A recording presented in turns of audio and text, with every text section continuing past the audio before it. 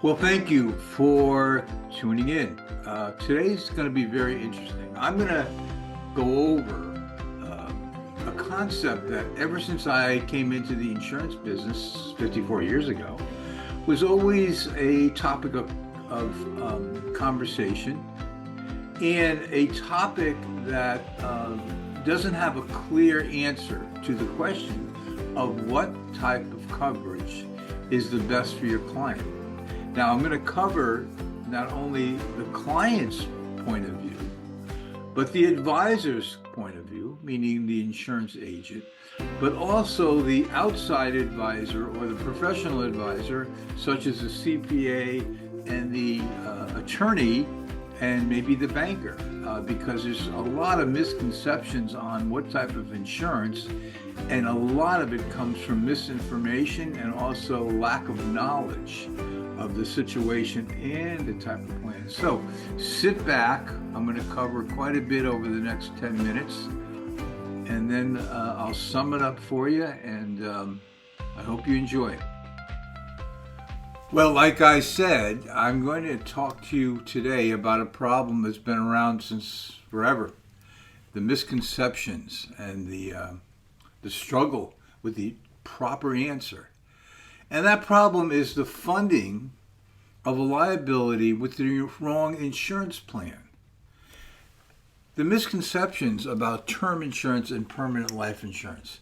And again, it does come down to misconceptions and knowledge from all the advisors, the attorney, the CPA, the client, and the actual insurance broker may have misconceptions and misinformation. So we're going to go through that. But the problem is we have a liability. It has to be funded. Insurance probably will be the best solution to fund something that could happen at any time or not. I have a rule. It's called Perrone's rule.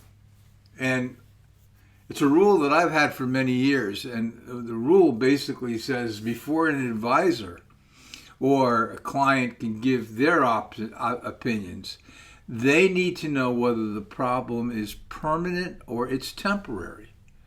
See, buying term insurance for a problem that's permanent is like wetting the bed, but sooner or later you got to get up and change the sheets. I don't know how many people over the years have told me no matter what I said they want to buy term insurance. They were looking at the price. That's the nice thing about being around as long as I have. I get to see the outcomes. And I can tell you hundreds of people had term insurance over the years with me. Not because I suggested it. Maybe I did, maybe I didn't. But here's the problem. After 20 years or 15 years or whatever it was ran out, they realized that they had the same insurance problem or another insurance problem, but now they're faced either with bad health or tremendous increases in premium. So this is a critical conversation to have with your clients because it could be devastating to them later in life when they really need it and didn't think they were going to need it. So what type of life insurance? The questions. Well, how long do you need it? What's your age? What's your health? Do you have cash flow? Is the problem permanent, like estate taxes, income taxes, an obligation, like alimony, actual cost when comparing the cash value? In other words, I hear people say, well, I want the cheapest. Well, what's the cheapest? Is the cheapest that you spend more and get it back when you don't need it anymore? Or is the cheapest the lowest cash flow, but you keep paying it? Is it better to rent or is it better to own? That kind of thing. What are the renewal rates in the future years? Is there a conversion ability? Converting meaning going from a term to a permanent insurance without any proof of insurability. Some things should be short. For an example, you take a note out for 5 or 10 years, I would consider that a short-term note. I think less than 15 years is considered short. Other permanent things would be estate taxes, maybe a benefit plan for a key person, maybe an obligation that's going to last a long time, or a renewing of an obligation that you pay it off and then you're going to need money. That happens in business all the time. I paid off this note for inventory that I got, and now I need to go to the bank and borrow more to roll my inventory, whatever, or capital equipment. So maybe that's something to look at. Maybe the problem itself is not permanent, but the situation is permanent, especially in a business sense. So what's the best price insurance policy? Well, I seem to think the best policy is the one that is in force when you die. Because at that point of the game, it's really more important that it's there than not. And if term insurance is going to renew with high premiums and it's not going to be there when you die, that wasn't the best deal, even if it was the least expensive cash flow wise. Right or wrong? Now, again, I'm not saying that you use term or permanent coverage is right or wrong, but it depends on so many things we've already talked about. Variety of elements. That's why you need to really question the situation you're working with. Again, is it long term? Is it short term? And again, I think anything under 20 years I would look at personally as short term. And again, the listing I have here, right here, are pretty much, these are long-term type of problems where life insurance would be needed. I can't tell you how many times I've run into this. My accountant told me to buy term and invest the difference. Guess what? They don't invest the difference. I can tell you 100% certainly they don't. They being business owners. And guess what? I don't think the accountants do either. Because if the real world doesn't work that way, because if that were the case, if that was the philosophy of a CPA or an attorney or a banker, then why would you not buy a Yugo, drive that Yugo? It's the cheapest thing. I don't even know if they make them anymore. The cheapest thing you can drive, and buy and invest the difference, or buy used office equipment for your own office that you spend 80 hours a week in, and invest the difference.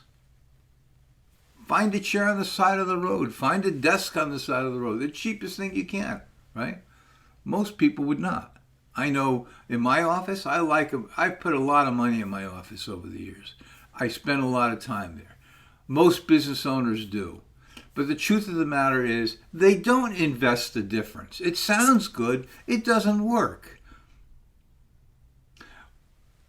What will the business do when the owner do when the term insurance premium is 20 or 30% higher than when it started, but you have the same problem? Okay? Ask yourself, how many things have you bought in your life where you bought the cheapest only so you had extra money to invest and actually invested it? The real world does not work like that, and CPAs know it. But they don't know in many cases, and I don't pick it on CPAs, don't get mad at me. I'm just saying I've seen a lot of CPAs because they are not, they really don't know insurance products.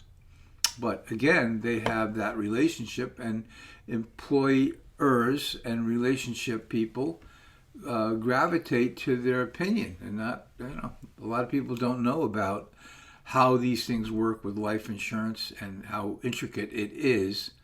And, the accountant's trying to help you, but lack of knowledge in many cases. But this concept is not a good one because it doesn't work. So let's take a look at a situation to help you out. First of all, we got a problem. It's long term. We have $1 million problem. The question I would ask is it an ongoing capital problem?